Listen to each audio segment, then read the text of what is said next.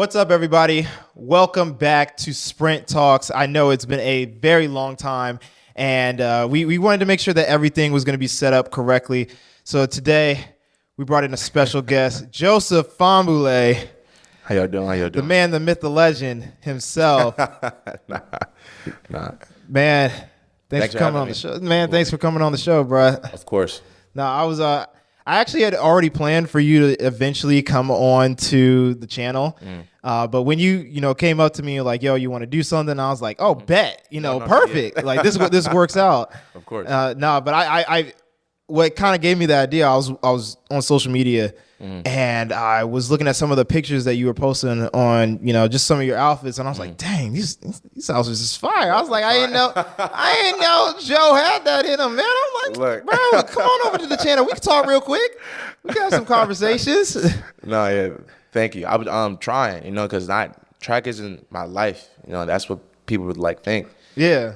But we like things outside of a track, and fashion is one of them. No, I definitely feel you on that. I mean, I think everybody knows, especially since I've kind of been trying to push everybody into this the walk-ins, as I've been calling them. Just at the beginning of track meets, everybody wearing their favorite outfit. I'm just trying to get everybody to be in a situation where their personality doesn't have to show in 9, 19, 10 seconds. It's kind of hard to say what you're all about when you're only running across and then you're gasping for air. Yeah, I think the race went right after. really good. Yeah. No. No, but moving away from the fashion, I mean, accolades out the roof. And how remind me, how old are you? I'm 22. I just 22. Yeah. God. Hang on. This is the real question. What year were you born? I was born in 2001. 2000. Oh my God, here we go. 2001. Yeah. That's all right. You only a year old. You're only a year younger than my sister. She was born in 2000. Yeah. But let's just say I've been seeing a lot of TikToks, and I'm realizing that everybody now is coming into the 2000 year. I mean, even Jack over there is a 2000s baby. It's freaking crazy to me. No more 19s, No more 19s. No more 19s. But yeah, I mean, accolades out the roof. You're an Olympian. You've been to 2 World Championship finals. Yeah. You're signed to ASICS. Yeah. You're an multi-NCAA champion. Yeah. I mean, team title as well. Yeah. Bro, I mean, hey, your resume ain't weak. It's pretty thick, pretty girthy there. My resume is kind of good, but I'm trying to make it better. Obviously. Oh, I feel that. I mean, I think you're already on a good start. I mean, and that's all to say that this is your rookie year of being professional. Yeah. This past year was my rookie year, seeing how it is on the circuit and seeing what it is really being in it, and not just getting told what it's like. Yeah, it's 2 different worlds. Yeah. Also, every person's experience is different. I feel like I went through not the worst, but a really rough first year. So then, next year will be smooth. Yeah, it's really interesting when I look at your year, because I feel that if you only look at it from a view of, oh, I didn't accomplish what people might have thought I would do, it would see it as not a good year. But anytime I look at it, I'm like, this was a very successful year. I mean, you made a world championship final. You made a world championship team. On top of that, you're in the top 10 fastest runners in the world. I mean, you're going to every Diamond League. You're going to every race. I know people who would kill to have a season like you had. No, you might have not have gotten the times that you wanted. And to be honest, I don't know what you were shooting for, but still. No, it was a good year all around. I'm healthy, Now I'm healthy. I was battling a season-long injury with my Achilles. So when you didn't even know that. I'm saying, because people don't really take into consideration, what is he going through? They just see what the 9 seconds or the 19 or whatever else you're running on the track. They just see that, and so it's like, are you dealing with anything else outside of that? But it was a good season if you just take away what the goal was to run fast. But overall it was solid. So again, since I'm just figuring out about the injury, now I got like 500 questions. I'm like, so when did you get the injury? Because you said it was season long. Yeah, the injury's been we've been managing it, but it's been happening since like, I don't know, sophomore year in like college. Oh, so this is this is multi-year. Yeah, but it's been it's on and off. It's been multi-year, but then it comes on when you don't want it to come on. Like most things. Yeah. But it's my Achilles, and as you run, when you slap the ground with your foot, you just put a lot of pressure on your foot and then on your Achilles because you're landing hard, right?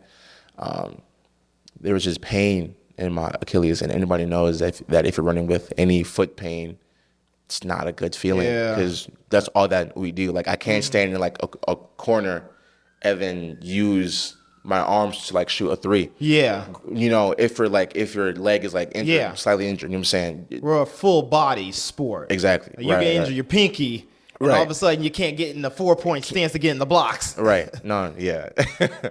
But yeah, it was just in like a season-long thing, and we've been trying to manage it, but that's just was the big thing this season. And then just learning how to run overseas. That was also another thing. Yeah, because again, since this was your first year fully blown professional, like I remember when I went from going to high school meets to just going straight professional meets. In my head, I was like, oh, yeah, I'm ready to get at them. Like, I'm ready to get after everybody. Is that kind of like the mentality that you had? Or, like, what was the idea as you were going from college to now I got to go overseas to run one race instead of 3 races? Right. You would think running one race is better than having to run 3 because it's less energy. Yeah. But let's say that your main event is a 200. Yeah.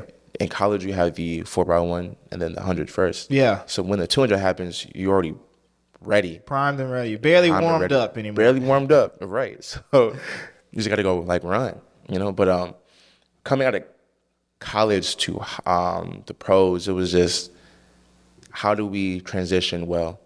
How do we go on the circuit? How do we find a routine? How do we just be in the race and just learn how to run and just learn how to execute? Obviously the goal was to get like top 3. That's a goal like every year. Yeah.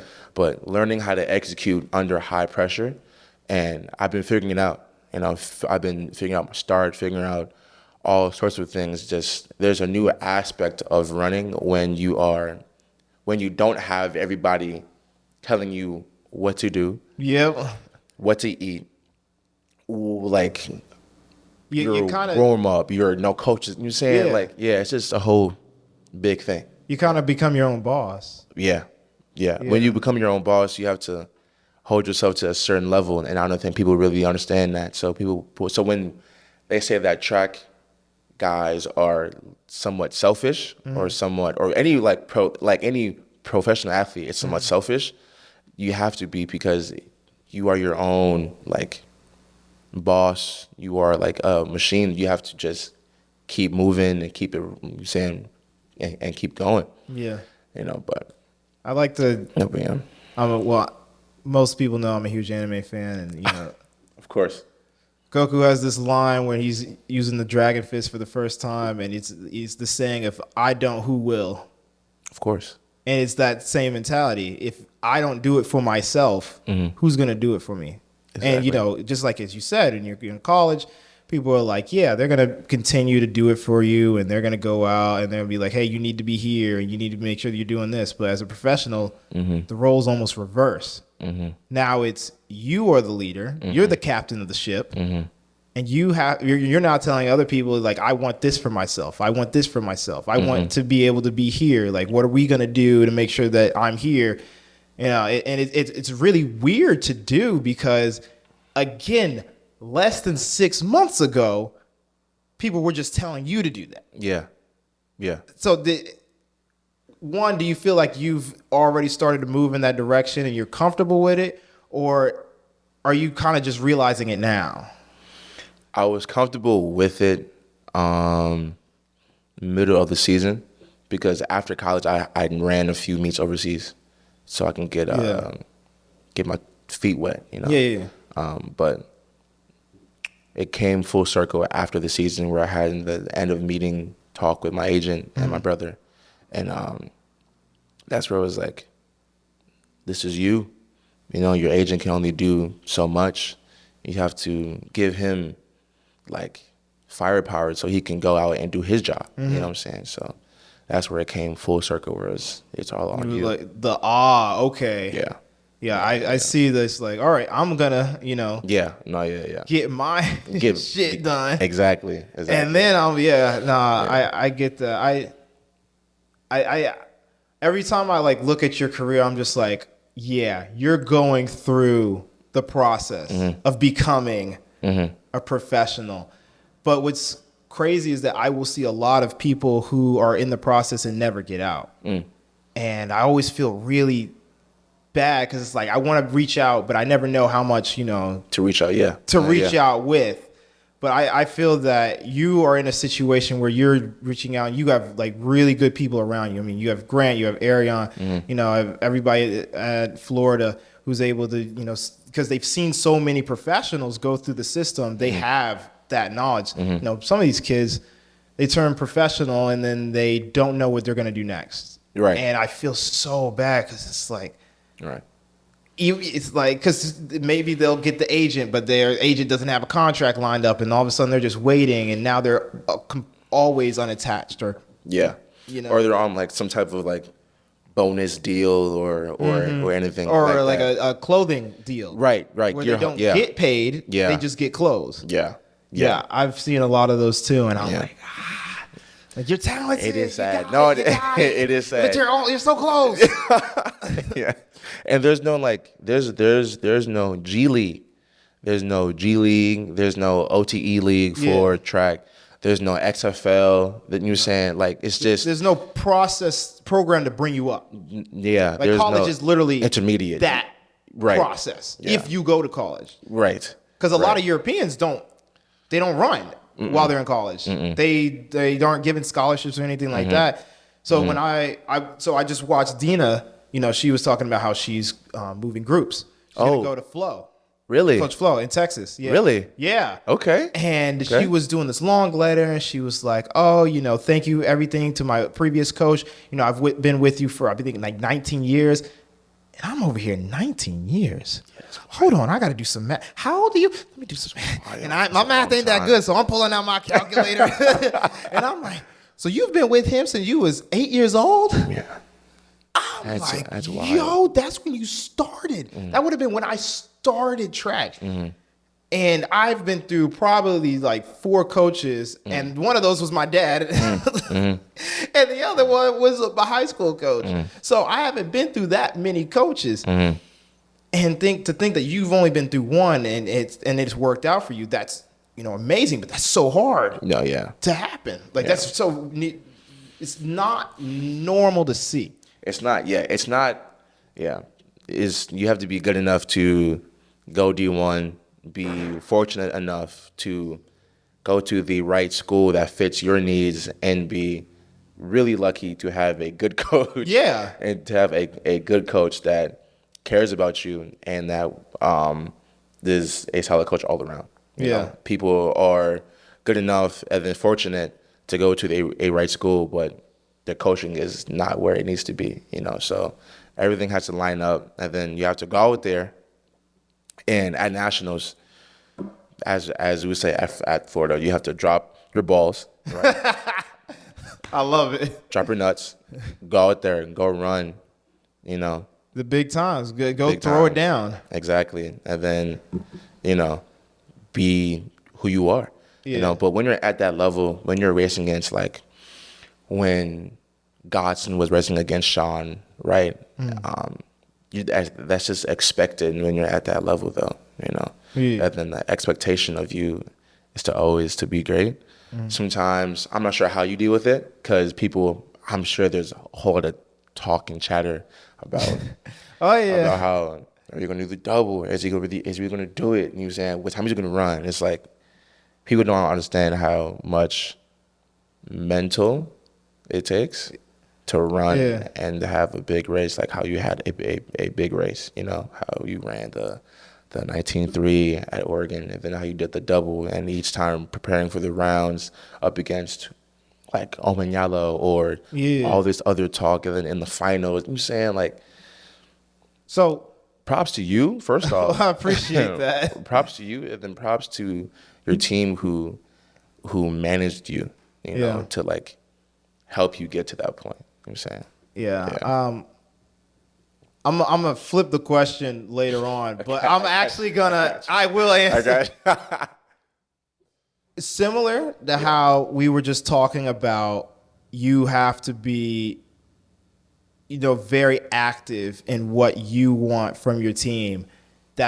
And be selfish is very much how I move. When I'm telling people what I want to do, you know, I'm having that, you know, we're in the off season. So many things happen in the off season, and truly the off season is never long enough. It really is not. Whether that's for personal or for business, it's never long enough. It's not. But, you know, here we are. So I'm telling my coach, I'm telling my agent, I'm calling my mom, I'm calling up everybody who I think is going to be part of the team, my massage therapist, my chiropractor. I'm like, all right, last year was great, but guess what? I did not win Athlete of the Year last year. That is a problem. I ran 19.3, the third fastest time I've ever seen on this planet, and still didn't get Athlete of the Year. Who won? Mondo? Second year in a row. Yeah. He won. Yeah. I was like, that's a problem. We're going to change that. I said, obviously, I have to win this 100 to go and get this award, and I have to win the 2. So everybody, we're about to step it up. You know, there was a moment in 2022 where we were going to go after the double, and then I really said it's not ready. And I said, we got to go. We just got to focus back on the 200. I'm just not ready yet. This year, we're going to get to that point, and we're going to be able to say, I'm ready. I said, Coach, I need you. You know, we got to step up the 100 game. It just has to happen. Whether that's doing more 60s, we got to bring in Ralph Mann more to analyze my start, to figure out what we could be applying force better in the gym, lifting more weights, or lifting it in the correct way, in the correct manner. My massage therapist, I need you to be on me. I brought in a physiotherapist. So usually USATF provides one, and that's been Jerica Thomas, and she's amazing. But amazing. She is. Yeah. You guys work with her too. Yeah, she drives at the games every Friday. Yeah. But the problem is she got like 3 camps that she got to take care of. She can't be. She's busy. Yeah. And she does her work. She's diligent. She's you know, ruthless at trying to learn athletes and their personalities and how to make them better. But unfortunately, again, she has 3 camps. And every group has a certain amount of athletes that she got to take care of. I'm just like, I can't rely on her. I have the resources. Let me put them to use. And I'm a huge proponent of putting a lot of money into my medical and seeing a great return into it. So for my whole career, I've always put more like my medical budget is probably the biggest budget that I take care of, just because I know it's always going to give me a return investment. Of course. So yeah, I'm telling everybody, I brought in the PT. We're working together all year. Joe Brown, for anybody who knows, you know, the grassroots series or the Meet My, they know Joe Brown. But, you know, we're working and we're figuring out the things. Like, I'm figuring out my right side and my left side are, you know, they could be way stronger. And one needs to be more balanced. And I'm not getting the full range out of my ankle mobility and my glutes. And I'm like, all right, and my back. And we're strengthening. And now all of a sudden we're seeing changes. You know, we see it in the 60. All right, great. Then we're bringing it into the 100. Now we're more consistent. And then, you know, it's finally getting time for bringing the 200. And it's like, okay, we're running fast times off the normal. You know, we get to London and I'm like, okay, drop it 94. I'm like, shoot, we're ready. You know, we brought in Ralph Mann and we're looking at my start and it's like, this is the best it's ever been. Okay, this is the moment that we're going to have it. And just believing now that I have all the pieces and that I've told everybody what to do and everybody's going to that same goal, I don't have to worry about anything anymore. Got you.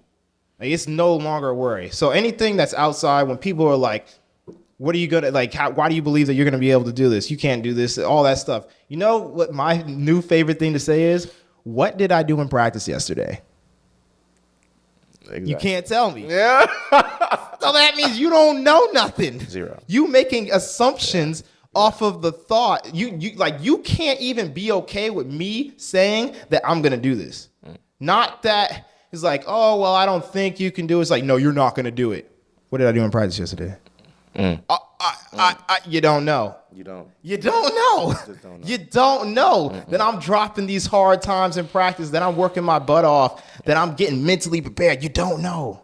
You don't know. It's one of my favorite things to say, though. What did I do in practice yesterday? These internet coaches, they think that they know the game because they watch us, and they only see the final product, and they train these high schoolers, or they train these kids who are not at our level. I mean, if you were a good coach, and if you were to take your athletes, they will be to where we're at because you're so good, and because you can tell us what we need to do. You know what I'm saying? But I hear you though. No, yeah, I hear you though. You know what I'm saying? This is just a fun question, but have you ever, like, once you won your NCAA titles, you started making Olympic teams. How many coaches have come up to you and be like, "Yeah, I could turn you into the fastest ever"? Bro, it was too much. I would read the YouTube comments just for fun, not because it's like, oh my God, no. It was like, okay, what are they saying? Yeah, you know? And it was like, if he gets to start right, I can teach him how to start better. He has to do. I was like, bro, it doesn't like. Shut up, like dog, like. Shut up, Mister. Bro, I am Coach 9052. Exactly. No, yeah. No, but yeah, it was a lot of people just telling me what I should do. Now, and it didn't come from like the right place. Yeah. That's why I don't like to talk to people about track if they're not the people that I talk to about track. Yeah, if they just, if you want to have a regular conversation, cool. Yeah, it's fine. But if you're here to tell me what to do, I don't know you. Yeah. I truly believe that everybody just wants to have, when you get to a certain level in sport and in life, yeah, everybody wants a piece of you. Yeah. And they're going to try and take it in any way they can. And if that's the feeling of, oh, I gave him that one advice when we were on the corner and he had to wait for the stoplight to turn green. And I told him that you need to hold your form a little longer, boy. That was all me. That was all me. That was me. No, it wasn't. I truly feel that's their way of making them feel like they're part of something. Yeah. Because they feel themselves that they're not going to be able to reach that level. So they got to find someone else that's going to get them there. And it's a longer, deeper conversation. But I sometimes feel like, okay, I get that. But at the same time, please don't talk to me. Yeah, it's not bad to be wanting to be a part of something. It's not bad at all. It's not. It's right. It's just when you come across it as you're telling me what to do, and you weren't the person that got me to where I am.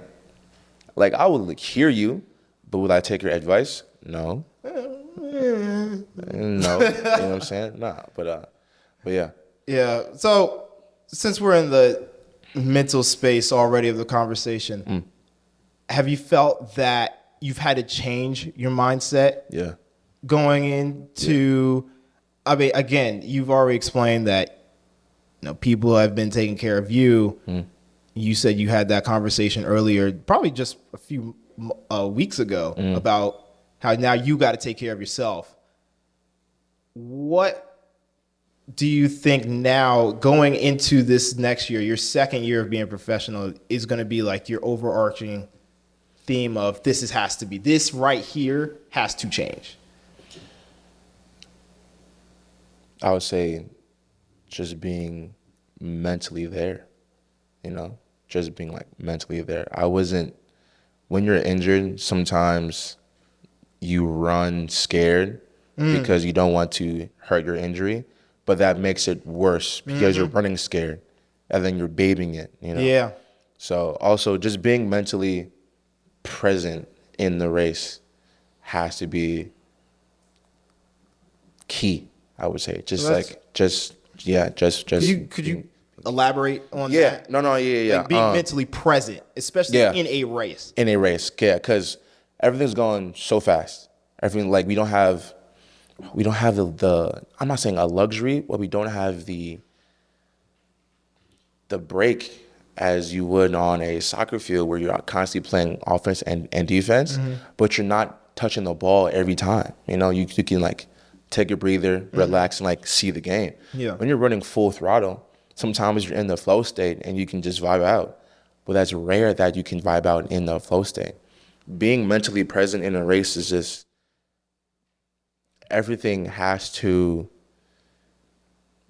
align in a sense of you're focused, you execute, and you feel no pressure running.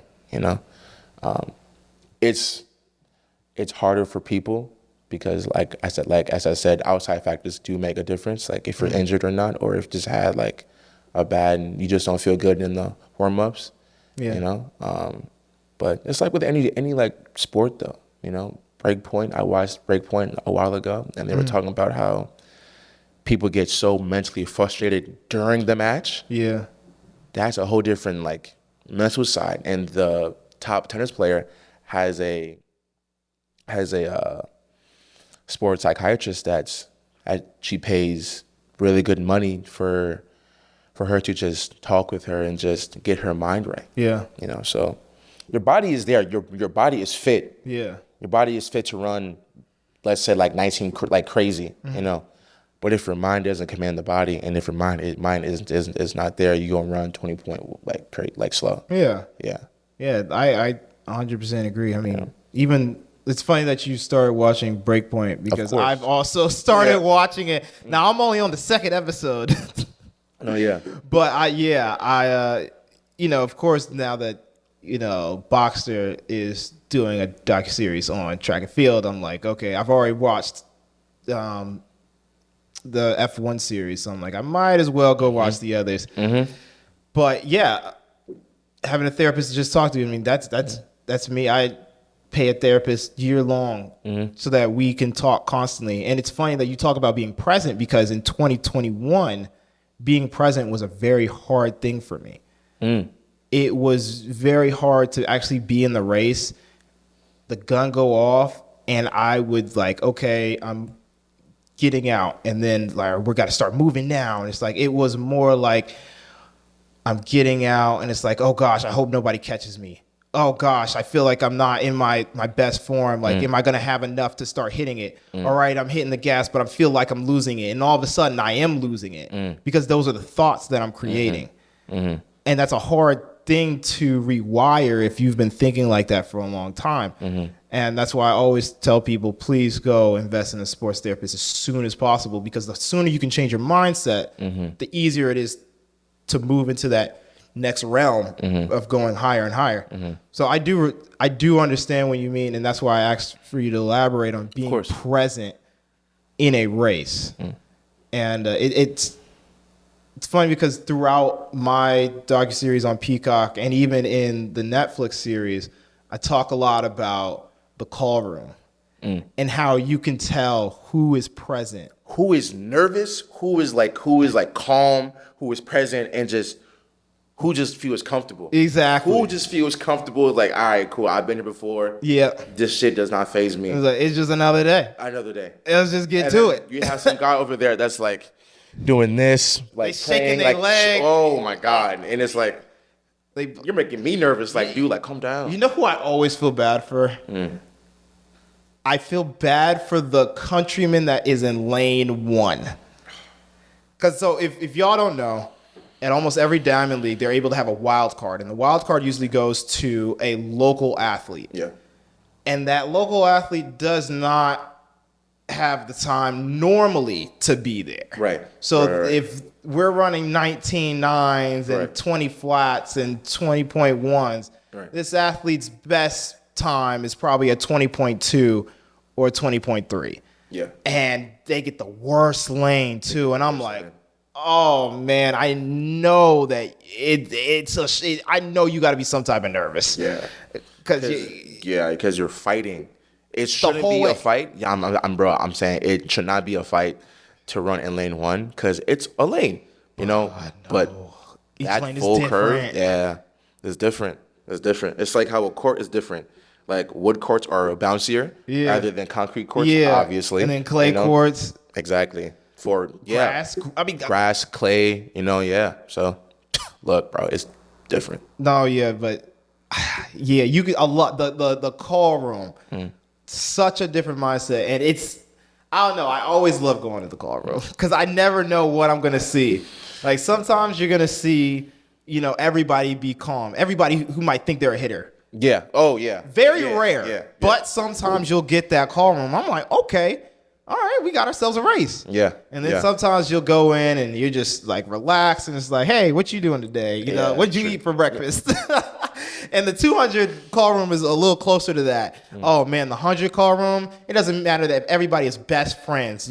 Everybody going in with the aggressive looks, and I'm just, me coming in, smiling, smiling. Yeah, I'm a guy who likes to talk during the call rooms. I'm not usually here for the super serious. Yeah. I'm joking with the officials. We're fist butting. Like, oh man, at Worlds there was that this one guy. And he was every race I was there for. So I saw him probably every day. And he's just like, you're going to win again today, my friend? And I'm like, I sure am. But that's the mindset people have to have, though. Like, we have to exude that angry, that, serious look to command your body to go crazy, because not everybody has everyone is different. You you are relaxed, so then your body is relaxed out there. Yeah. And you being relaxed on the track is probably the best thing in the world because you just can run freely. If you are too tense, then you're too stiff, then you won't run, you just won't flow. I'm just not me. Exactly. I got to be me. Exactly. But yeah, everyone what is your favorite vibe to have going into a call room? Favorite vibe. Like if you were like, yeah, this is like every time you feel this way when you're in the car room, you're like, yeah, it's gonna be a good race. When I'm hot, that doesn't like physically. When I'm physically, yes. When I'm hot, no. Hey, I gotta ask. When I'm physically warm, hot, right, and then I walk slow. I feel like because it's like slow motion. Slow motion. Because you're calm, because you're calm. And,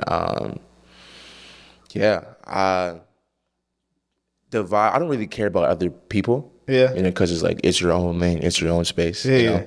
But also when the call room isn't so active, right? Because there's call rooms where there's people coming in and out, coming in and out, coming in. I'm like, that's just too much. Too much.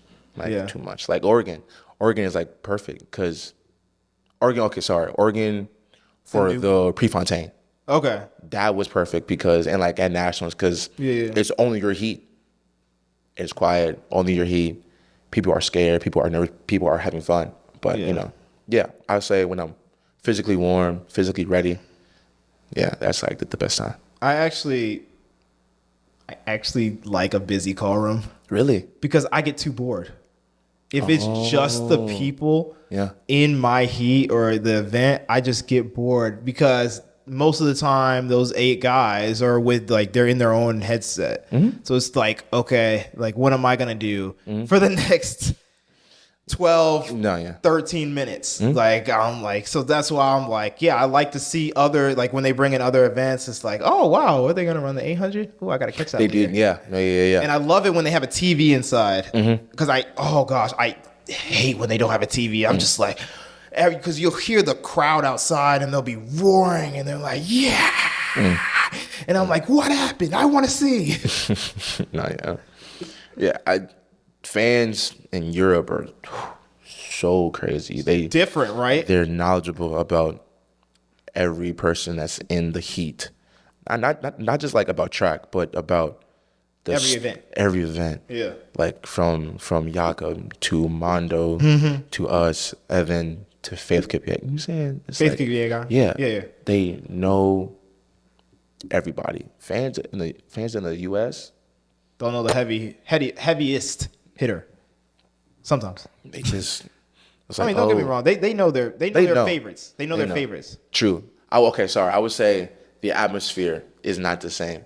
The only atmosphere is somewhat similar was at Prefontaine because it was a big a big crowd. There's Texas relays, but I don't know, bro. It's just not the same. Probably it's because it's a college system.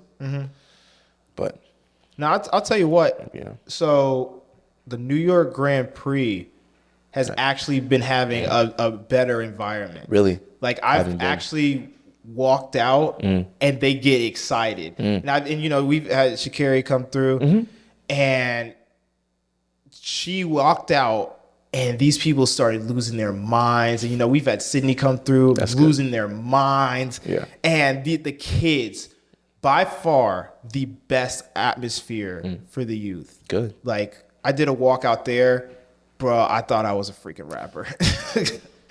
I thought I was Lil Uzi. Was that where you wore the green shirt? Yeah. And then the Timbs? Yeah. Yeah. They were just swarming you? Yes. Yeah. Bro, by far my favorite walk-in of the year, just because of them. Like they were so energetic. They wanted to be there. They knew who they were looking for. They knew the athletes there. It's not like, you know, they're just here for the heaviest hitter.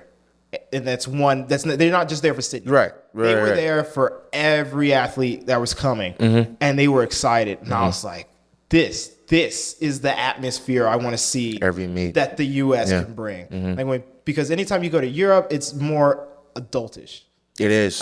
It is. But when I went to New York and I went to Boston and I went to New York again for Milrose, I'm like, this is a youth. Like this has blood. This has young blood in it, and it's like these are the track meets that I want to show can be happening in the U.S.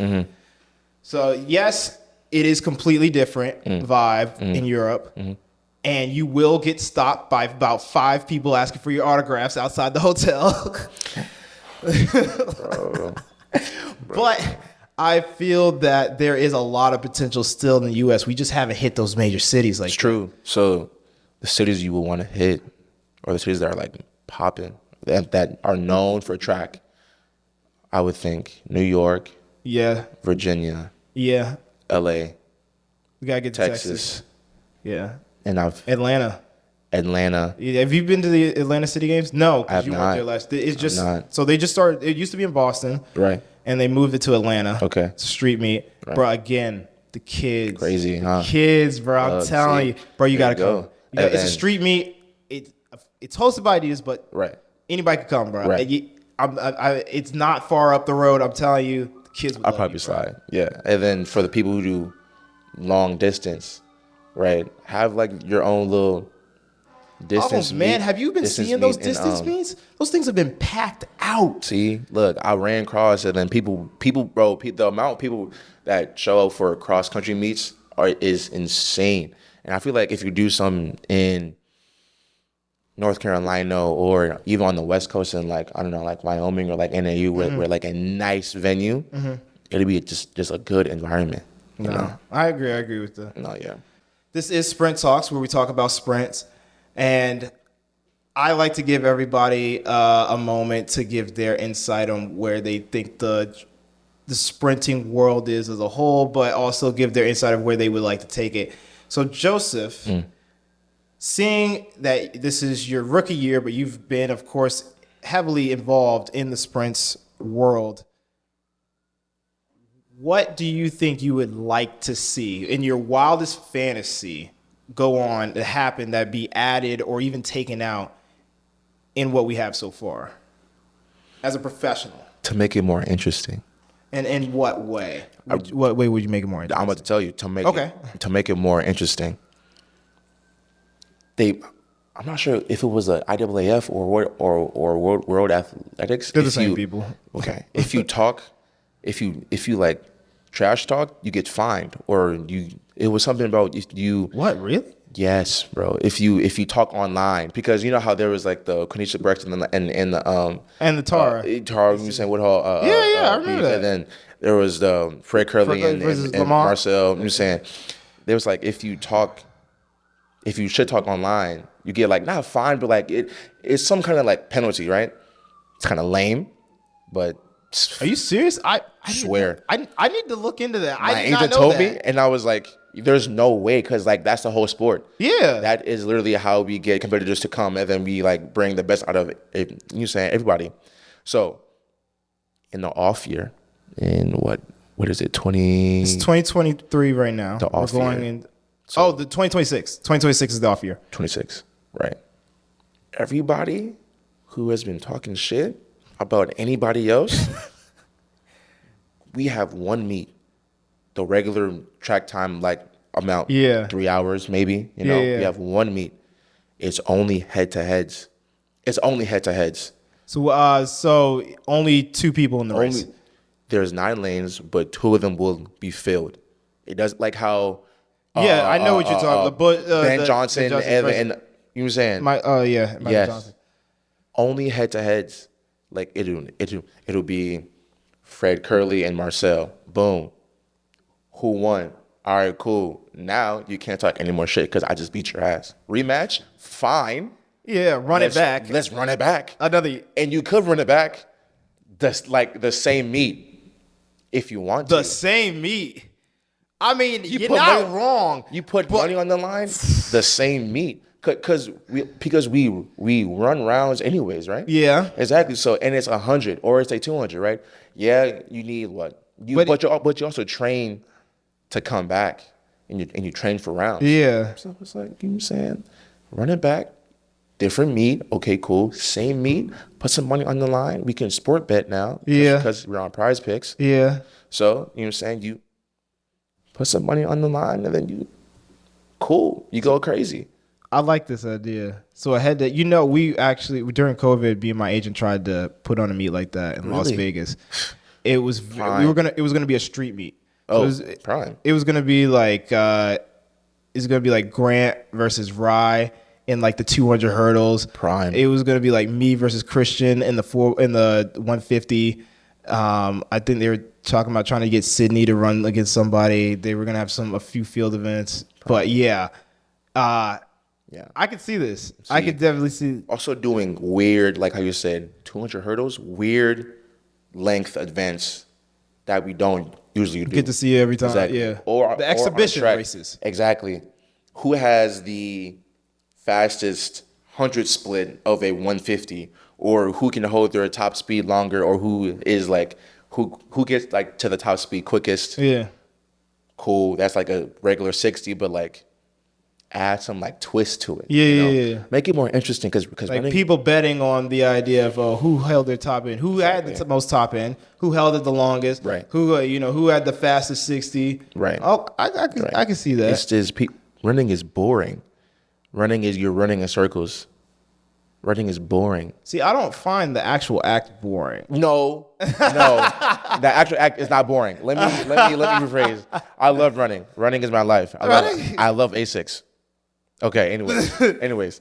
Running is not boring. But there's no You're saying excitement. Spice it up. Yeah. There's no excitement. I always feel that the performance should be the spiced up. I don't have a problem with different events at all and the head-to-head. Yeah. But the storytelling to the event. Of course. It's like if you're watching the NBA Finals. Why is the NBA Finals good? Because you have the playoffs and you have the regular season. If you ask why is the World Championship good, because everybody stopped dodging each other. It's like we couldn't have that the whole time.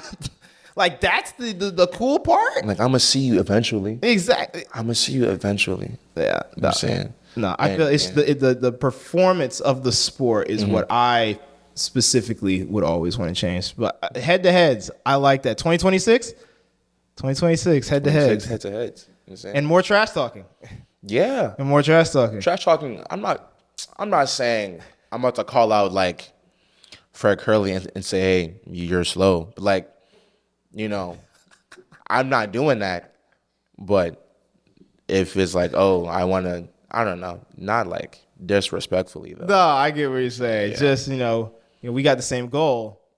Exactly. Somebody got to lose. And it ain't going to be me. There you go. You're saying like, look, there you go. Friendly, friendly banter. Yeah. I got you. It's funny though. Well, Joseph, thank you for being on here, bro. I appreciate it. I think we got a lot of things out of the way, and I think you gave a really good introspection of everything that has been going on in not only your life, but how you've adjusted to it. So I really appreciate you for coming on here and sharing that. Thank you for having me.